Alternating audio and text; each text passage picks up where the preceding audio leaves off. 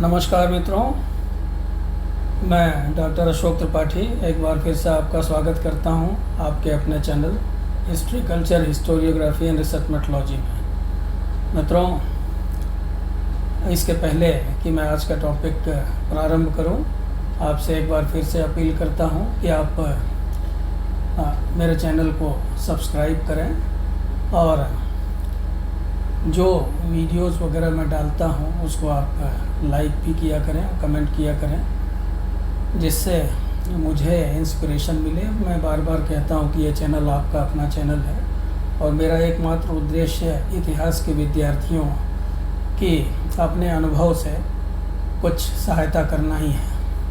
तो आज का जो टॉपिक है वो है आधुनिक भारतीय राष्ट्रीय आंदोलन में क्रांतिकारी आतंकवाद का अभ्युदय।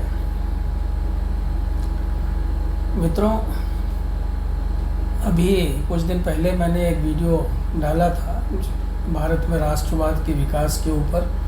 उसको आप लोगों ने देखा होगा कि ये उसी की कड़ी में आगे जो घटनाएं घटी ये उन्हीं से संबंधित है। जैसा कि आप सब जानते हैं कि 1885 ईस्वी में 1885 में कांग्रेस की स्थापना हुई थी और कांग्रेस की स्थापना होने के उपरांत भारत का जो राष्ट्रीय आंदोलन था वो संगठित रूप से आगे बढ़ा। बहुत सारे जो पढ़े लिखे व्यक्ति थे, प्रसिद्ध व्यक्ति थे, अच्छे विचारक थे, वो सब इस आंदोलन से, कांग्रेस एक आंदोलन के रूप में प्रारंभ हुआ था मैं कहूँगा, उससे जुड़े और लगभग अगले 30 वर्षों तक उन्होंने बहुत सारे कार्य किए। हम अगर ये कहें कि 1907 ईस्वी में जो सूरत स्प्लिट हुई जिसे कहा जाता है, तो उसके पहले तक जो कांग्रेस में जिन लोगों की भूमिका थी उनको नरमपंथी कहा जाता था। नरमपंथी यानी कि वो उदारवादी विचारधारा के लोग थे, वो उग्र विचारधारा में विश्वास नहीं रखते थे। तो 1907 ईस्वी तक, 1907 तक जो नरमपंथी राष्ट्रवादी विचारधारा के लोग थे, एक तरह से कहा जाए तो उन्होंने काफ़ी काम किया था पिछले 30 वर्षों में। जब से कांग्रेस की स्थापना हुई थी 1885 ईस्वी से, तब से लेकर के 1907 ईस्वी तक उनकी उपलब्धियां कम नहीं थी। उनकी उपलब्धियां काफ़ी थी। अगर हम उन दिनों की राजनीतिक परिस्थिति, उन दिनों की देश की जो स्थिति थी, उस समय के हिसाब से देखें, आज के हिसाब से नहीं, तो उनकी उपलब्धियां कम नहीं थी। उन्होंने एक विस्तृत राजनीतिक जागृति को उत्पन्न किया और लोगों को उनके सामान्य हितों के प्रति सचेत कराया। उन्होंने उपनिवेशवाद के आर्थिक चरित्र को लोगों के सामने उधेड़ कर रख दिया। लोगों में उन्होंने प्रजातंत्र और जो नागरिक स्वतंत्रता होती है, उन प्रजातंत्र और नागरिक स्वतंत्रता की भावना को जगाया। उन्होंने ब्रिटिश शासन ने जो एक प्रबुद्धता का आवरण ओढ़ रखा था, उसके प्रति लोगों को सचेत किया। उन्होंने बहुत सारे कार्य किए। जैसे आर्थिक स्तर पे अगर देखा जाए तो उन्होंने जो उपनिवेशवाद का जो आर्थिक चरित्र था उसका उन्होंने पर्दाफाश किया और साथ ही साथ देश के लिए क्या हितकर है ये बातें उन्होंने सामने रखी। राष्ट्रीय कांग्रेस के रूप में उन्होंने जो संगठन बनाया था, आगे चल कर के उसने जन आंदोलन का रूप धारण कर लिया। अभी तक महात्मा गांधी की एंट्री नहीं हुई थी इस आंदोलन में। महात्मा गांधी का प्रवेश तो 1915 के बाद होता है, लेकिन उसके पहले इन लोगों ने एक पूर्व पीठिका तैयार कर दी थी उस राजनीतिक आंदोलन की, जो कि आगे आने वाले लोगों के लिए बहुत सहायक हुई। किंतु इसके साथ ही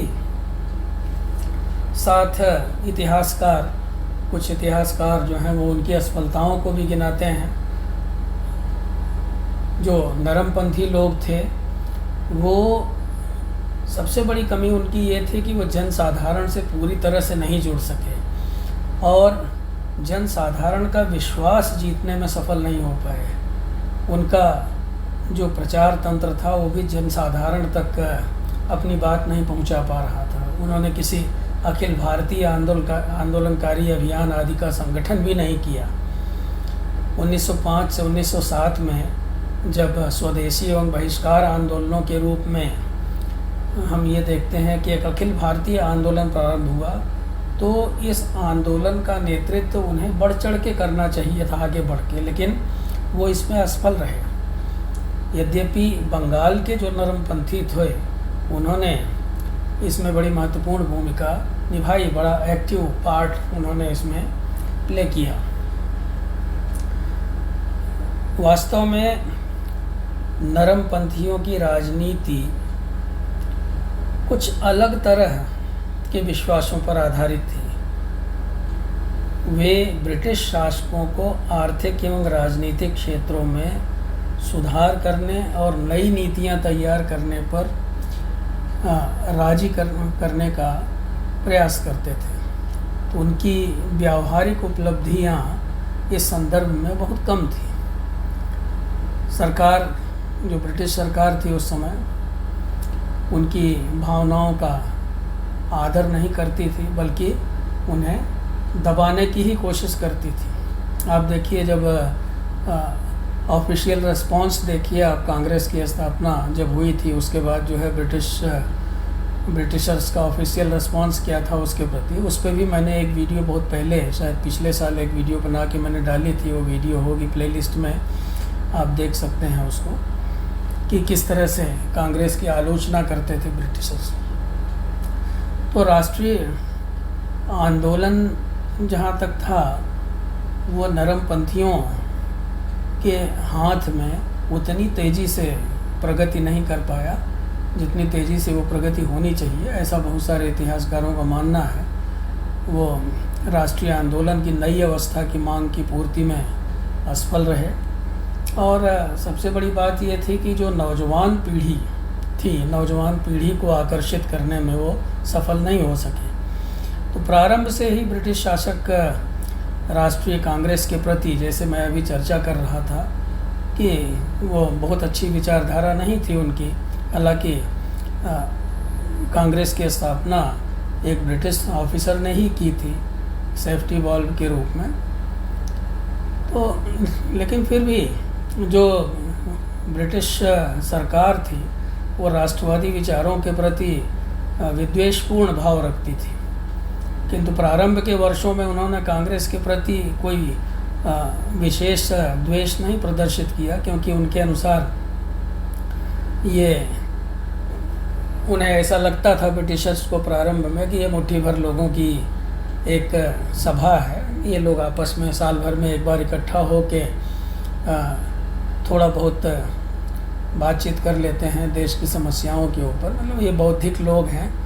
और तो ऐसा नहीं है कि वो कोई एक देशव्यापी जन आंदोलन खड़ा कर देंगे, तो इस तरह की आशंका नहीं थी ब्रिटिशर्स को। किंतु जैसे जैसे इसकी लोकप्रियता प्रेस आदि के माध्यम से बढ़ती चली गई और कांग्रेस की राष्ट्रीय विचारधारा का ये केंद्र बनने लगा, वो कांग्रेस के राष्ट्रीय नेता और प्रेस ब्रिटिश अधिकारियों की आँख की किरकिरी बनते चले गए। क्योंकि अब आप देखिए, उन्होंने जो है ब्रिटिश ऑफिसर्स ने कांग्रेस नेताओं को डिसलॉयल बाबूज कहना शुरू कर दिया। डिसलॉयल बाबूज यानी कि जो ऐसे बाबू हैं जिन पे विश्वास नहीं किया जा सकता। और तो और जो है उन्होंने उनको सेडिशस ब्राह्मिन्स कहा और देशद्रोही ब्राह्मिन्स, और साथ ही साथ वायलेंट विलेंस आदि का तमगा भी उनको दिया गया।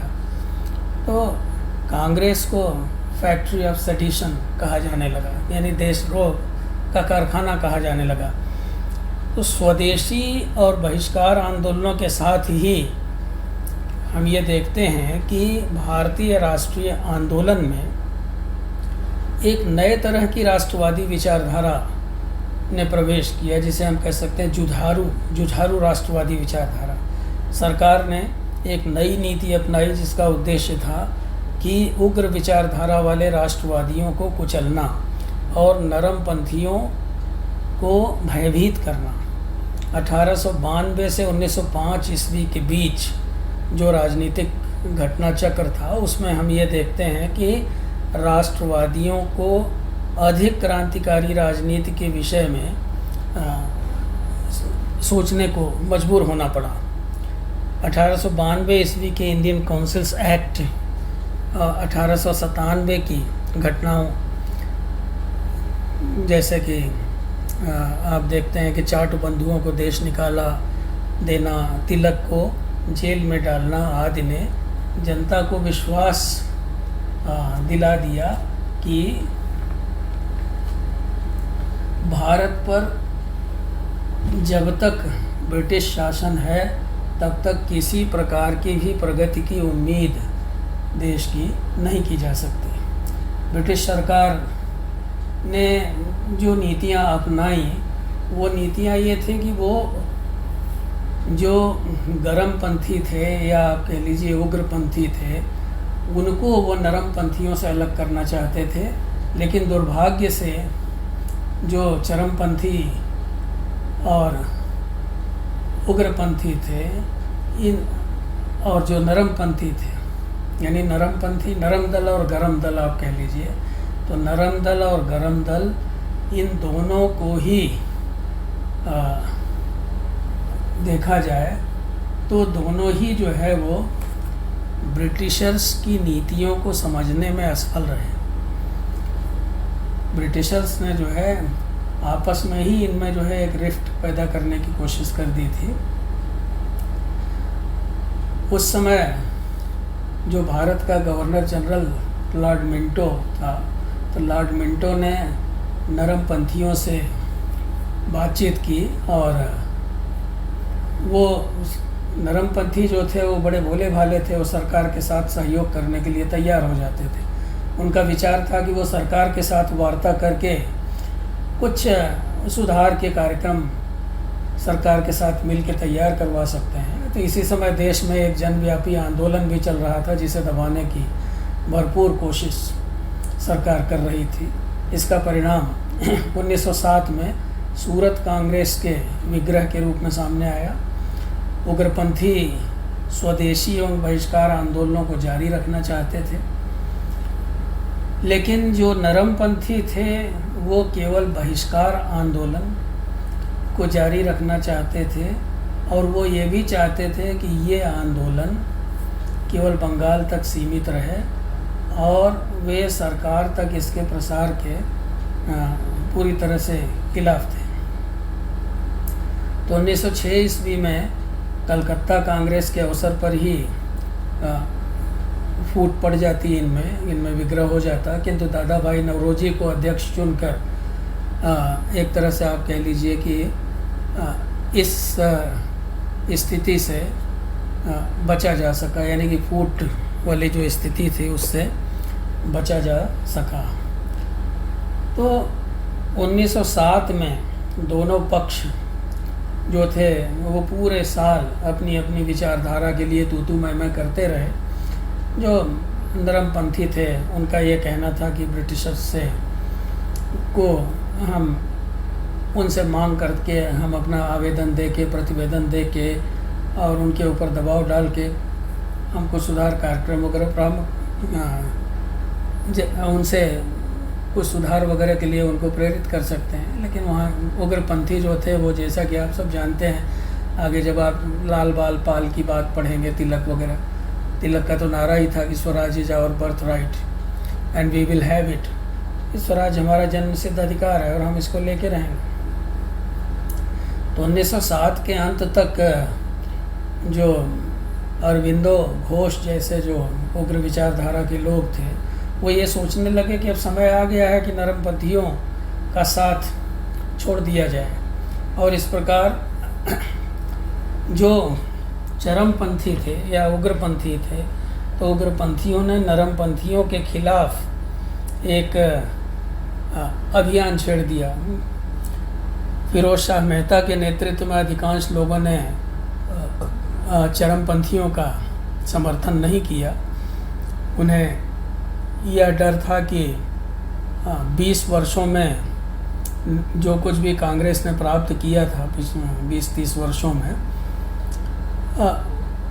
और तो वो सब जो है वो क्षण भर में नष्ट हो जाएगा। यानी कि कांग्रेस की स्थापना से लेकर के जो कुछ भी उन्होंने प्राप्त किया था वो सब समाप्त हो जाएगा। और जैसा कि आप देखिए 1907 ईस्वी में गोखले ने भी यह कहा था कि आप सरकार की असीम शक्ति को महसूस नहीं करते। गोखले का ये कहना था उग्रपंथियों से या गर्मपंथियों से, गर्म दल से, कि आप सरकार की असीम शक्ति को महसूस नहीं करते। अगर कांग्रेस को कुछ करना है जैसा कि आप चाहते हैं तो सरकार को इसे नष्ट करने में 5 मिनट का भी समय नहीं लगेगा, ऐसा कहना था गोखले का। तो वास्तव में दोनों ही पक्ष राष्ट्रवादी विचारधारा से और अपनी आपसी भिन्नता के दृष्टिकोण से गलत अनुमान लगा रहे थे। नरमपंथी इस बात को नहीं समझ रहे थे कि सरकार उनके साथ वो इसलिए सरकार उनके साथ नहीं है कि सरकार उनको एक राजनीतिक ताकत मानती है, किंतु सरकार उनसे बात इसलिए कर रही थी कि वो ये नहीं चाहती थी कि कांग्रेस के अंदर जो है वो गर्म दल का या उग्रपंथ का विकास हो जाए।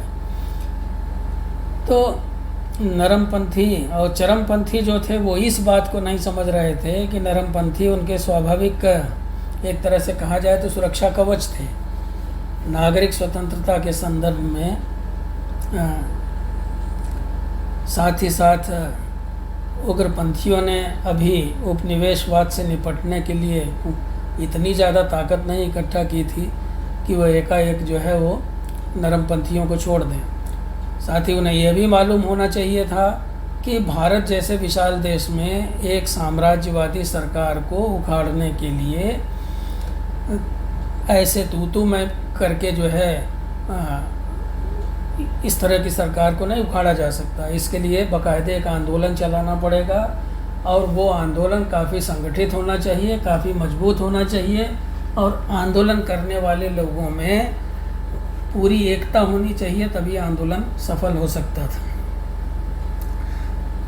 इस तरह से ऐसा नहीं था कि उस समय जो है कांग्रेस में बुद्धिमान लोग नहीं थे या कांग्रेस में अच्छे विचारक नहीं थे, अच्छे चिंतक नहीं थे, अच्छे दार्शनिक नहीं थे। अब तिलक और गोखले जो है, जो कि जिन्हें आप कह सकते हैं कि तिलक जो है वो गर्म दल के नेता थे और गोखले जो है वो नरम दल के नेता थे, वो दोनों ही बहुत ही परिपक्व राजनीतिज्ञ थे, दोनों ही बड़े अच्छे लेखक थे, दोनों ही बहुत विद्वान व्यक्ति थे।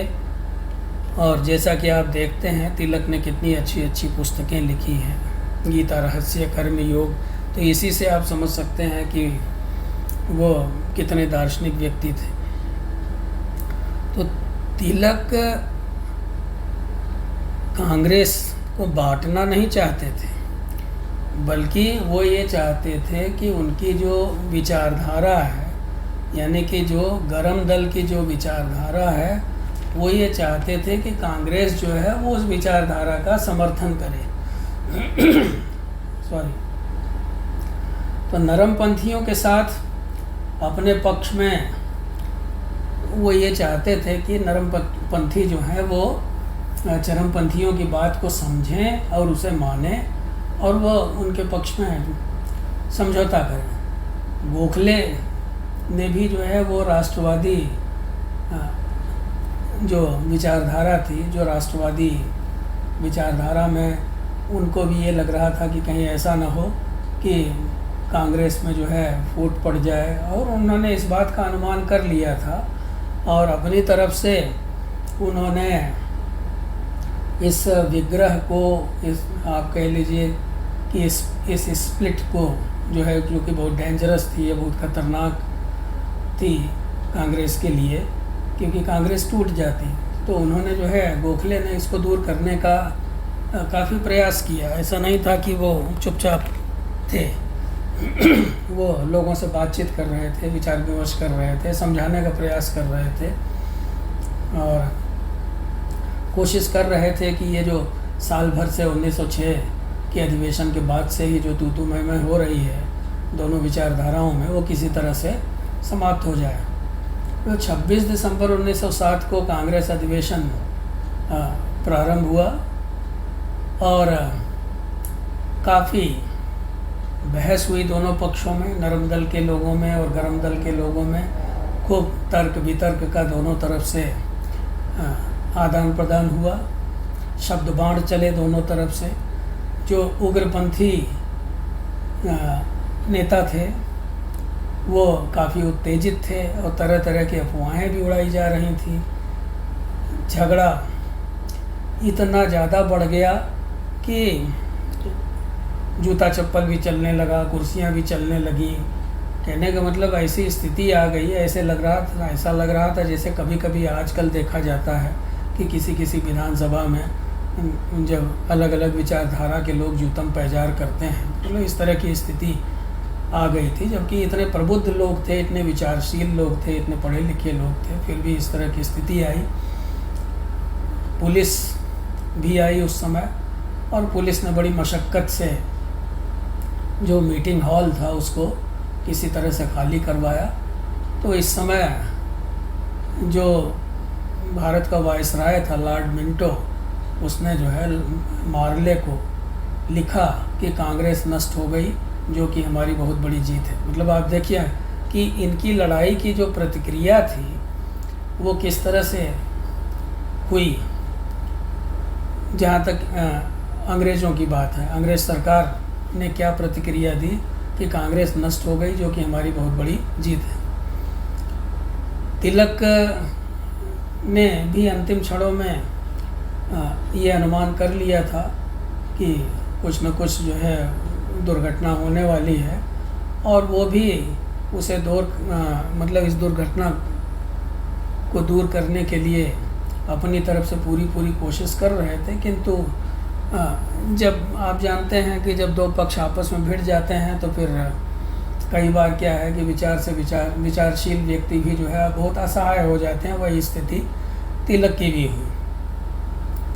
इस घटना के बाद सरकार ने बहुत शीघ्र ही जो गरम दल के लोग थे उनके खिलाफ एक अभियान छेड़ दिया।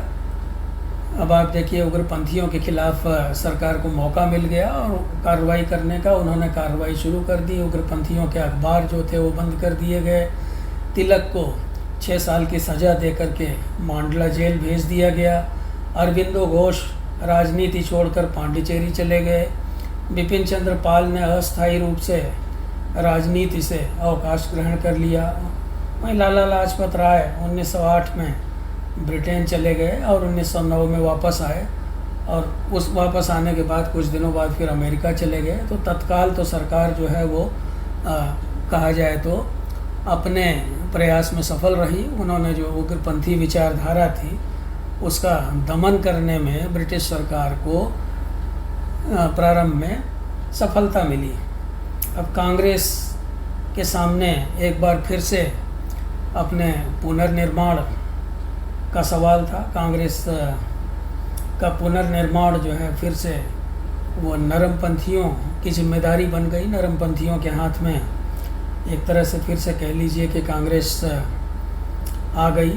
तो लेकिन इस बार कांग्रेस के जो नरमपंथी थे वो सतर्क थे। उन्होंने उसमें उग्रपंथी लोगों को शामिल नहीं किया, किंतु वो अपनी खोई हुई जो गरिमा थी उसे प्राप्त नहीं कर सके। कांग्रेस से एक तरह से ऐसा लग रहा था जैसे कांग्रेस में कोई उत्साह ही नहीं रह गया है, और ये सब देश की जनता देख रही थी। देश की जनता इससे प्रसन्न होने वाली नहीं थी कि आप साल भर में एक बार इकट्ठा होकर कहीं मीटिंग कर लें, भाषण दे लें और अपने दिल की भड़ास निकाल लें। तो ये बात तो सही थी कि सेफ्टी वॉल्व के रूप में कांग्रेस की स्थापना हुई थी और ज़्यादातर वही कार्य वो कर रही थी। तो जनता जो है वो तब, जनता का विश्वास आप तब जीत सकते हैं जब आप कोई ठोस काम करें, कोई ठोस आंदोलन छेड़ें जिसका कुछ परिणाम निकले, सरकार के ऊपर दबाव बने। लेकिन ऐसा कुछ नहीं हुआ। तो जो नरमपंथी थे वो भारत के खास करके युवा वर्ग का विश्वास खो चुके थे। भारतीयों ने अब अपना समर्थन जो है वो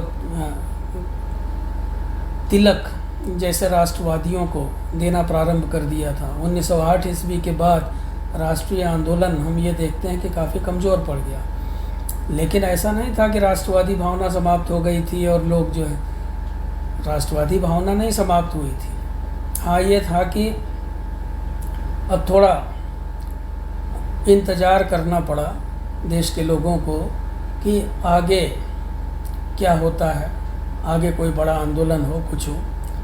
1914 ईस्वी में तिलक जो है वो जेल से रिहा कर दिए गए, छूटे, और उन्होंने एक तरह से कहा जाए तो वहीं से जैसे जब से वो जेल से छूटे तभी से उनको ये लगा कि राष्ट्रीय आंदोलन हमारा जो है वो पटरी पर से उतर गया है, और उन्होंने उसको फिर भी मतलब ऑन द ट्रैक लाने का प्रयास किया, उसको पटरी पर लाने का प्रयास किया। नरमपंथी राष्ट्रवादी नेताओं को संतुष्ट करने के लिए 1909 में ब्रिटिश सरकार ने मार्लो मिंटो सुधार के रूप में कुछ रियायतों की घोषणा की, और इन सुधारों के अलावा 1911 में सरकार ने एक काम और किया। उन्होंने जो है जो बंगाल का विभाजन हुआ था, बंग भंग, तो बंग भंग को रद्द करने की घोषणा भी की, और केंद्रीय सरकार के मुख्यालय को कलकत्ता से दिल्ली लाने की घोषणा भी की गई। किंतु नरमपंथी राष्ट्रवादियों ने इन सुधारों का समर्थन नहीं किया। सरकार के साथ सहयोग एवं उग्र राष्ट्रवादियों के कार्यक्रम का विरोध नरमपंथियों को काफ़ी महंगा पड़ा। उन्होंने जनता का सम्मान और समर्थन दोनों खो दिया और एक छोटे से राजनीतिक समूह के रूप में वो सिमट कर रह गए।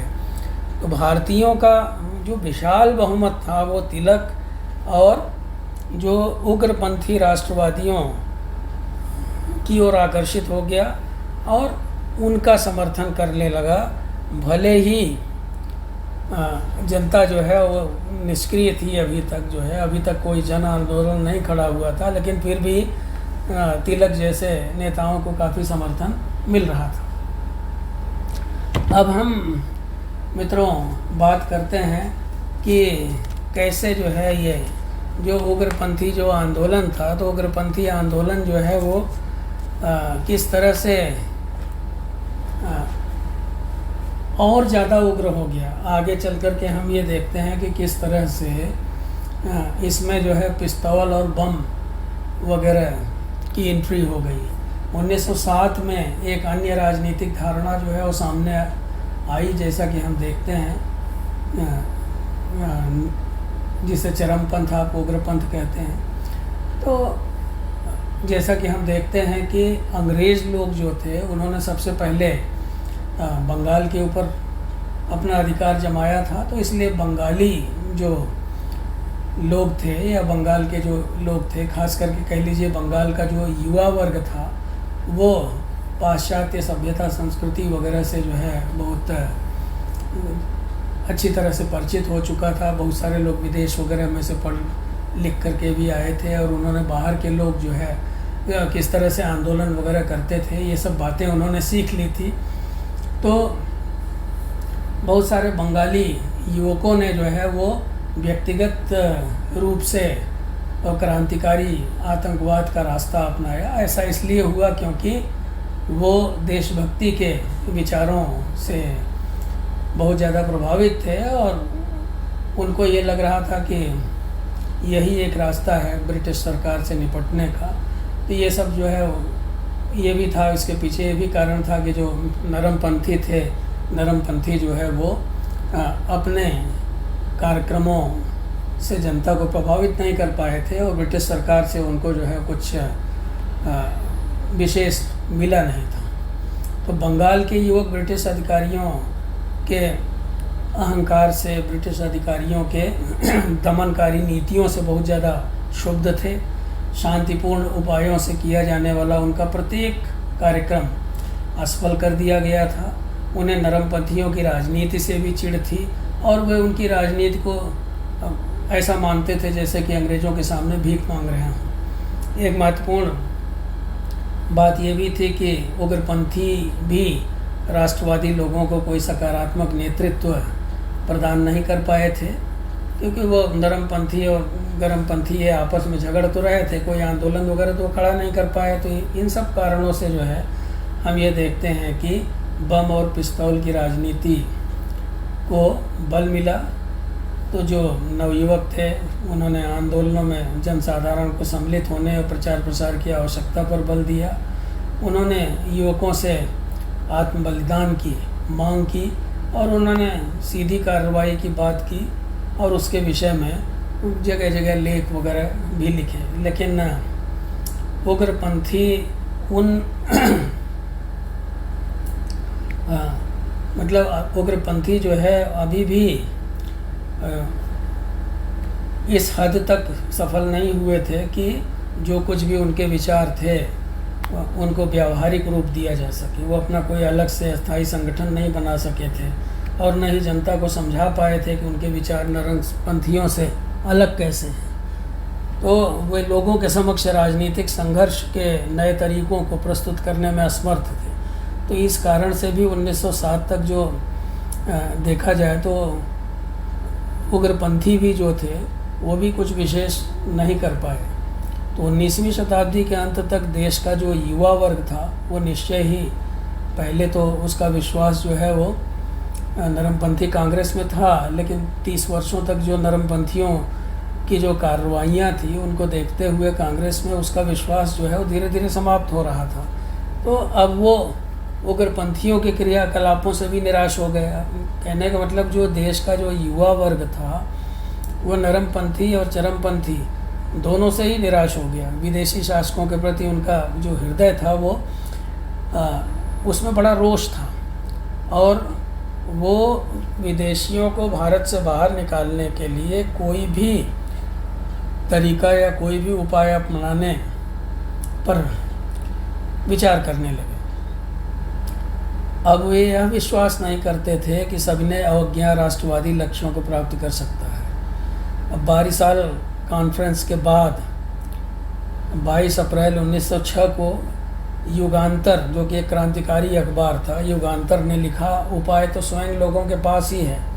उत्पीड़न के इस अभिशाप को रोकने के लिए भारत में रहने वाले 30 करोड़ लोगों को अपने 60 करोड़ हाथ खड़े करने होंगे। बल को बल के द्वारा रोका जाना चाहिए। तो मतलब इस तरह के जो लेख वगैरह छप रहे थे वो भी नवयुवकों को काफ़ी प्रोत्साहित कर रहे थे, मतलब उनमें एक उग्र भावना भर रहे थे। किंतु प्रश्न यह था कि बल पर आधारित यह आंदोलन किस प्रकार का हो। एक प्रचलित जन विद्रोह का संगठन करना इतना आसान नहीं था, वो बहुत कष्टकर प्रक्रिया थी, बड़ी लंबी प्रक्रिया थी। क्रांतिकारी युवक जन क्रांति को जन्म देने में सफल नहीं हुए। उन्होंने आयरिश आतंकवादियों और रूसी निहिलिस्टों के तरीकों की नकल की, यानी कि उन्होंने ये सोचा कि बदनाम अफसरों की हत्या की जाए तो इससे जो है वो अंग्रेज़ लोग डर जाएंगे। तो ऐसी हत्याएं उनके विचार से शासकों के हृदय में भय पैदा करेंगी और लोगों में देशभक्ति की आग भड़केगी। तो प्रत्येक हत्या और पकड़े जाने पर जो ट्रायल वगैरह होगा, तो ट्रायल वगैरह होने से जो है उनका प्रचार होगा। तो इस योजना को पूर्ण करने के लिए बहुत सारे जो नवयुवक जो अपना बलिदान करने से नहीं डरते थे, तो ऐसे युवकों की आवश्यकता थी। अपरिहार्य रूप से आप देखिए कि इसने युवकों में एक तरह से हम ये कह सकते हैं कि युवकों की जो उनके अंदर जो वीरता की भावना थी उस भावना को जगाया। तो बड़ी संख्या में नवयुवक जो है उन्होंने राजनीति के इस रूप को अपना लिया, यानी उनको ये लगा कि बम और पिस्टल के सहारे जो है हम अपने उद्देश्य में सफल हो सकते हैं। तो उग्रपंथी नेतृत्व ने इस मौके पर युवकों की आत्म बलिदान और साहसपूर्ण भावना की हालांकि सराहना की उन्होंने, किंतु स्वयं को उनके मार्ग से अलग करते समय वह उनको उत्साह दिलाने में सफल नहीं हो सके। अब जन आंदोलन की भूमिका को समझते हुए सर्वप्रथम युवकों को उनके क्रांतिकारी शक्तियों के लिए सकारात्मक अभिव्यक्ति की आवश्यकता थी, जो कि जो चरमपंथी थे वो उन्हें दे नहीं सके। और साथ ही साथ युवकों को जन समर्थन की आवश्यकता थी, क्योंकि व्यक्तिगत वीरता के ऊपर आधारित क्रांतिकारी भावना के राजनीतिक अंतर को समझाने में जो उस समय का जो कांग्रेस का जो उग्रपंथी नेतृत्व था वो असफल रहा। मित्रों, तो क्रांतिकारी आतंकवाद जो था वो हम ये कह सकते हैं कि उसका आरंभ 1897 ईस्वी में चापेकर बंधुओं द्वारा पूना में ब्रिटिश अधिकारियों की हत्या से प्रारंभ हुआ। 1904 में वीटी सावरकर ने अभिनव भारती नाम की क्रांतिकारियों की एक संस्था बनाई। ये गुप्त संस्था थी। 1905 के बाद कई समाचार पत्रों ने क्रांतिकारी आतंकवाद का प्रचार प्रारंभ किया। अब जैसे बंगाल में संध्या अखबार था, युगांतर था, इसी तरह से महाराष्ट्र में काल नाम का अखबार था। 1907 में बंगाल के लेफ्टिनेंट गवर्नर की हत्या का असफल प्रयास किया गया। इसी तरह से 1908 में हम देखते हैं कि प्रफुल्ल चाकी और खुदीराम बोस ने मुजफ्फरपुर बिहार में एक बदनाम अफसर किंग्सफोर्ड की बग्घी पर बम फेंका और दुर्भाग्यवश उस बग्घी में 2 अंग्रेज औरतें थीं, तो प्रफुल्ल चाकी ने आत्महत्या कर ली और खुदीराम बोस जो था वो उसको फांसी हुई। तो उनकी मृत्यु पर हजारों लोगों ने आंसू बहाया और वे विख्यात राष्ट्रवादियों के रूप में मशहूर हो गए। उनके ऊपर गीत रचे गए, लोकगीत इत्यादि रचे गए, दुनिया भर की कहानियाँ वगैरह कही गई। तो क्रांतिकारी आतंकवाद का युग अब आरंभ हो गया था। पूरे देश में हम ये देखते हैं कि जो क्रांतिकारी विचारधारा वाले युवक थे उन्होंने पूरे देश में बहुत सारी गुप्त संस्थाएं बनाई। उनमें सबसे प्रसिद्ध संस्थाओं में अनुशीलन समिति और युगांतर वगैरह था। उनका मुख्य कार्य ये था कि जो अत्याचारी अधिकारी हैं, दुष्ट अधिकारी हैं, उनकी हत्या किया जाए और साथ ही साथ जो है हथियार इत्यादि की व्यवस्था की जाए। और संगठन को चलाने के लिए पैसे की आवश्यकता थी, तो उसके लिए डकैतियाँ वगैरह भी डालनी पड़े तो वो भी डाली जाए।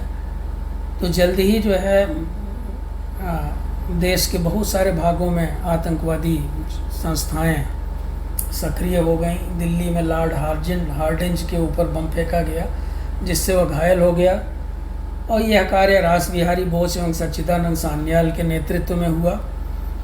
1908 से 1918 के बीच 186 आतंकवादी मारे गए और बहुत सारे आतंकवादियों को फांसी हुई, बहुत सारे गोली से मरे। तो आतंकवादियों ने केवल भारत में ही नहीं बल्कि विदेशों में भी हम ये देखते हैं कि बहुत सारे केंद्र स्थापित किए। और आतंकवादी कहना नहीं ठीक होगा, क्रांतिकारी कहना ठीक होगा। तो इन क्रांतिकारियों ने विदेशों में भी केंद्र अपने स्थापित किए। प्रमुख केंद्र थे लंदन में, जैसे श्यामजी कृष्ण वर्मा, वीडी सावरकर, लाला हरदयाल इत्यादि के नेतृत्व में। और यूरोप में मादाम कामा एवं अजीत सिंह के नेतृत्व में भी कुछ संगठन स्थापित किए गए। तो क्रांतिकारी जो आतंकवाद था वो धीरे धीरे हालांकि आगे चल के क्षीण हो गया। एक राजनीतिक हथियार के रूप में इसका विफल होना लाजमी था। वो अंग्रेज़ों को बाहर करने का अपना घोषित लक्ष्य जो है वो प्राप्त नहीं कर सकता था। लेकिन एक बात हमें यहाँ ज़रूर कहनी होगी कि भारत में राष्ट्रवाद के विकास में जो क्रांतिकारियों ने बहुमूल्य योगदान दिया और एक इतिहासकार ने लिखा है कि उन्होंने हमें पुरुषत्व का अभिमान वापस दे दिया। तो हम ये देखते हैं कि बहुत सारे आगे चल के और भी हिंदुस्तान सोशलिस्ट रिपब्लिकन आर्मी वगैरह बनी, जिसमें चंद्रशेखर आज़ाद, भगत सिंह जैसे लोग थे, और उन्होंने, जैसा कि आप जानते हैं, कि काफ़ी काम किया। उन्होंने जो है सैंडर्स वगैरह की हत्या की, और फिर असेंबली में बम फेंका पब्लिक सेफ्टी बिल के ख़िलाफ़, और आगे चल कर के हम देखते हैं कि भगत सिंह, सुखदेव, राजगुरु को फांसी हुई, और चंद्रशेखर आज़ाद जो है उन्होंने स्वयं को गोली मार ली। तो कुछ समय के लिए हम ये देखते हैं कि क्रांतिकारी जो आंदोलन था उसने बहुत आकर्षित किया युवकों को, भारत के लोगों में भी जो है एक विश्वास की भावना भरी, आत्मविश्वास की भावना भरी। लेकिन धीरे धीरे अंग्रेज़ों ने इनके ऊपर काबू पा लिया और ये आंदोलन जो है समाप्त हो गए, क्योंकि भारत जैसे विशाल देश में केवल मुट्ठी भर नवयुवक जो है वो थोड़ी देर के लिए लोगों में उत्साह जरूर भर सकते थे, लेकिन मुट्ठी भर नवयुवक मिल करके देश को स्वतंत्रता दिला सकते थे, ऐसा कहना बड़ा कठिन है। लेकिन फिर भी उनके कार्यों को नज़रअंदाज नहीं किया जा सकता। उन्होंने लोगों में स्वाभिमान की भावना जगाई और भारत के युवाओं में उन्होंने काफ़ी जोश भर दिया था। तो मित्रों, अगर ये वीडियो आपको पसंद आया हो तो आप मेरे चैनल को लाइक करें, सब्सक्राइब करें और इस पर कमेंट भी करें। बहुत बहुत धन्यवाद आपको और नमस्कार। आगे जो वीडियो होगा वो किसान आंदोलन या किसान विद्रोह के ऊपर होगा। एक बार फिर से आपको नमस्कार, शुभ रात्रि।